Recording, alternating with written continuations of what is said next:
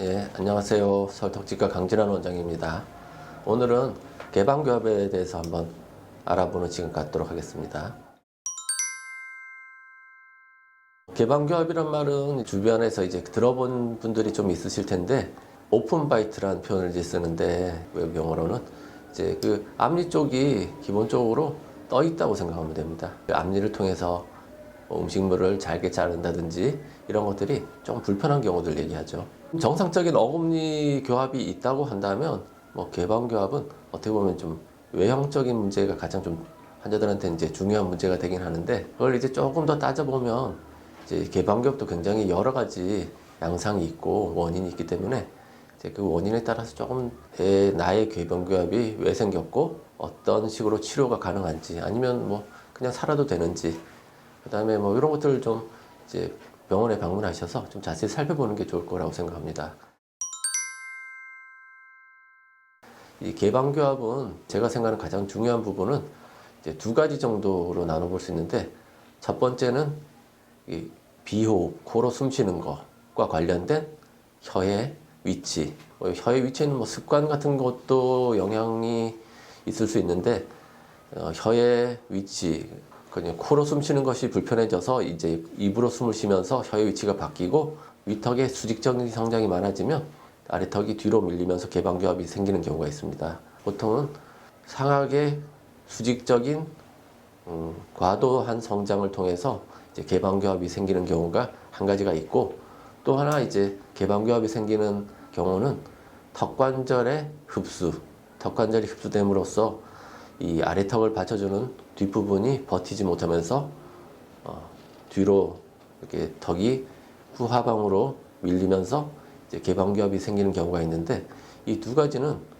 굉장히 다른 양상을 보입니다. 물론 이제 뭐 환자들이 불편해하는 지점도 다르고, 그다음에 치료도 좀 상당히 다르고, 수술 방법도 다르고, 그렇기 때문에 이 두 가지 원인을 좀 살피는 것이 뭐 좋다고 할 수 있겠습니다.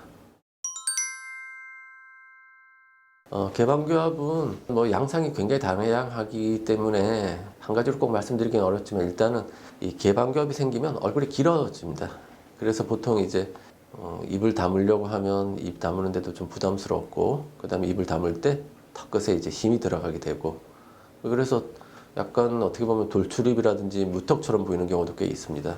위턱의 치아들이 앞으로 돌출되는 경우들도 꽤 있는데, 이런 경우는 입이 튀어나온 것처럼 보일 수 있습니다. 특히 입 주변이 굉장히 좀 뭉툭한 느낌. 그 다음에 이제 턱끝 같은 경우도 보통은 이제 턱과 목이 이 구별이 약간 좀 모호해진다, 뭐 이렇게 생각할 수 있고, 특히 이제 이런 턱 밑에 살이 많이 처진 것처럼 보이는 이런 것들이 이제 개방교합의 하나의 형태라고 할 수 있습니다. 이 형태는 혀가 입 전장 쪽으로 가 있지 못하고 혀 구강저, 턱 밑쪽으로 혀가 위치하면서 턱 밑의 살이 늘어지면서 생기는 하나의 이제 좀 따라오는 현상이라고 할 수 있겠습니다.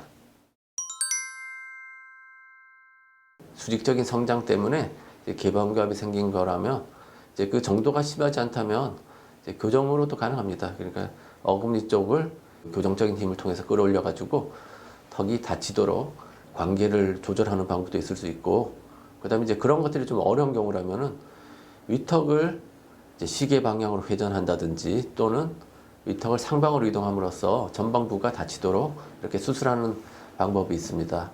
뭐 이런 방법을 어떤 방법을 써야지 이제 잘 치료가 될지는 이제 환자의 개개인마다 다 이제 상황이 다르기 때문에 거기에 맞게 이제 해야 되겠죠.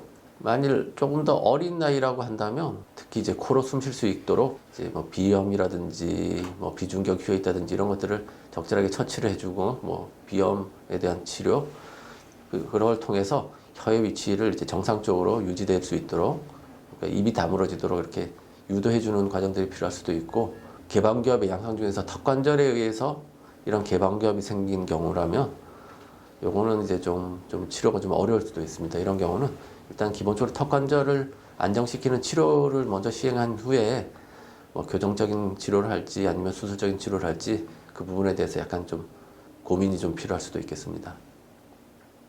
제가 이렇게 두서없이 말씀드렸는데, 생각을 하시다가 뭐 궁금하신 점이 있거나 뭐 의문이 있으시면 이제 저희 댓글에다가 질문 달아주시면 제가 성심성의껏 답변 드리겠습니다. 워낙 이제 넓은 얘기를 잠깐 하다 보니까 상당히 궁금하신 점들이 많을 거예요. 질문해 주시면 잘 답변 드리겠습니다. 감사합니다. 좋아요, 구독, 알림 설정까지 감사합니다.